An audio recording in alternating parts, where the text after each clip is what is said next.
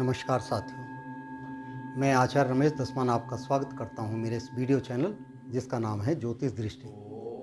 मित्रों, जैसा कि मैंने आपको पिछले वीडियो में आपसे बताया कि अब श्राद्ध पक्ष शुरू होने जा रहा है और श्राद्ध पक्ष के विषय में कई लोगों को विभिन्न प्रकार की भ्रांतियां हैं। जो लोगों ने मुझसे प्रश्न किए, मैं उनका एक एक करके आपको जवाब देने जा रहा हूँ।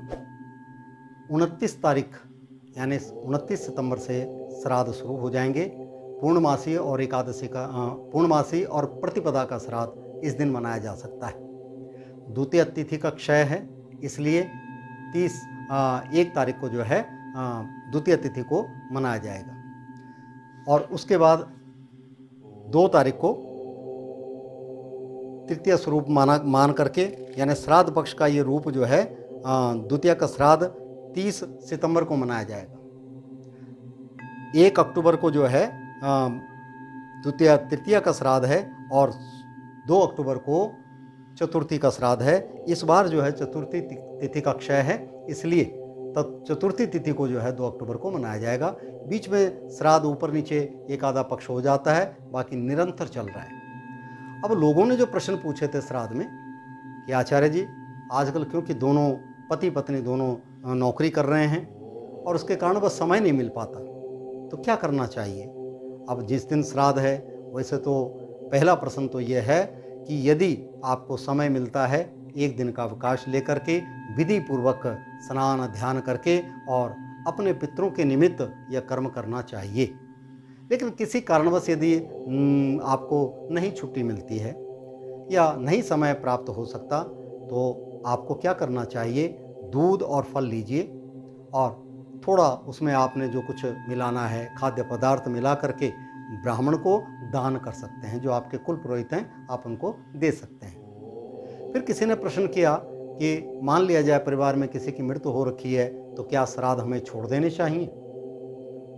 अगर सही मायने में देखिए, पूरे वर्ष के अंतर्गत एक ही बार पितृपक्ष आता है। इस समय कहते हैं ब्रह्मलोक से, वैकुंठ धाम से हमारे पितृ सूक्ष्म रूप में इस भूमंडल में विचरण करते रहते हैं। इसलिए आपने देखा होगा विभिन्न प्रकार की वनस्पति पूरे भूमंडल में व्याप्त होती रहती है।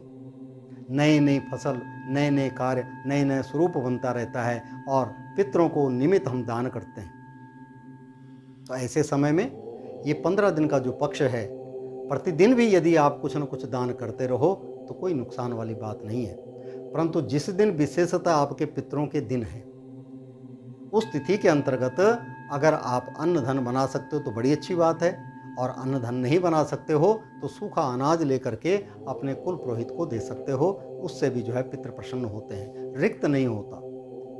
अब कईयों ने प्रश्न किया कि समय नहीं मिल पाता, इस दौरान कई व्यस्तताएं रहती हैं और छूट गया, मान लिया जाए कोई श्राद्ध हमारा था, तृतीया का श्राद्ध था या पंचमी का श्राद्ध था, हम भूल गए, हमें पता नहीं चला, तो क्या करना चाहिए। साथियों, ऐसे समय में एक पक्ष आता है सर्वपितृ अमावस्या। चतुर्दशी और अमावस्या के दिन सभी पितरों के निमित्त विधि विधान से जो कुछ आपने अन्न जल जो भी दान करना है, उस दान को, वस्त्र का दान हो, अन्न का दान हो, द्रव्य दक्षिणा हो, पत्र पुष्प हो, जो कुछ आपने श्रद्धा भाव से अपने पितरों के निमित्त ब्राह्मण को बुला करके और संकल्प करा करके उनको जो है आप दे सकते हो, सभी पितरों का इकट्ठा करके अमावस्या के दिन। कई लोग उसके कई दिन आज पितृ विदा करते हैं, पितरों के निमित्त 16 ग्रास इत्यादि निकाले जाते हैं। बिल्कुल सही बात है, जैसा जैसा विधान है, यथा लोकाचार है, उस प्रकार से आप कर्म कर सकते हैं। क्योंकि हमारे जो हिंदुस्तान के अंदर है, विभिन्न प्रकार के विचारधारा है, लेकिन श्राद्ध पक्ष में विचारधारा एक होती है कि पितरों के निमित्त यथाशक्ति जो दान पुण्य कर सकते हो, करना चाहिए। अब इन तिथियों में क्या क्या कार्य नहीं करना चाहिए, वो कार्य ना करें। जैसे गृहस्थ धर्म में प्रयाण न करें, ये 15 दिन छोड़ देने चाहिए। कोई विवाह इत्यादि का, वैसे भी होते नहीं है विवाह इत्यादि, मकान का मुहूर्त हो गया, नया कार्य करना हो, तो इस श्राद्ध पक्ष में सिर्फ पितरों के निमित्त ही कर्म करना चाहिए, बाकी कर्म त्याज्य हैं। लेकिन यदि कोई इमरजेंसी हो, कहते हैं ना आपातकाले मर्यादा नास्ति, कोई ऐसा कारण बन गया कि आपको इन्हीं पक्ष के अंतर्गत कार्य करना पड़ेगा, तो मित्रों एक नारियल अपने गोद में रख करके उन कार्य को संपन्न करें और तत्पश्चात उस नारियल को किसी मंदिर में चढ़ा दें द्रव्य दक्षिणा के साथ में, या किसी ब्राह्मण को दान कर दें। इस प्रकार करने से दोषहीन हो जाता है। परंतु विशेषतः मैं तो आपको यही कहूँगा, यही सलाह दूंगा कि इस 15 दिन के पितृपक्ष में पितरों के निमित्त ही दान पुण्य धर्म कर्म करना चाहिए।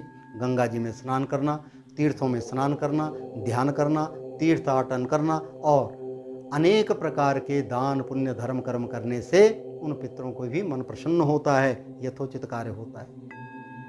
पितृपक्ष सर्वोत्तम रहता है, इसीलिए कहते हैं पितृदेवाय भव। पितृदेवताओं को प्रणाम करते हुए तिल, जौ और जल ये लेकर के अंजलि के द्वारा दोनों हाथ से ओम पित्राय नमः, ओम पितृस्वधाय नमः तर्पण जलांजलि पितरों को दे दें। कहते हैं पितृ तो आपके भाव के भूखे हैं, आप जो भी पत्र पुष्प जल अर्पण देते हो वह पितृ उसे स्वीकार करते हैं, मन प्रसन्न होता है और आपके घर के अंदर सुख आनंद वृद्धि होती है, पुत्र संतान की प्राप्ति होती है, धन धान्य की प्राप्ति होती है। इसलिए जिन बुजुर्गों का, जिन पितरों का आप जो है जल इत्यादि धन इत्यादि खर्च कर रहे हैं, उनके निमित्त जो थोड़ा बहुत आपने दान किया उस दान से अक्षय फल की प्राप्ति होती है। इन्हीं शब्दों के साथ मैं अपनी वाणी को विराम देता हूँ।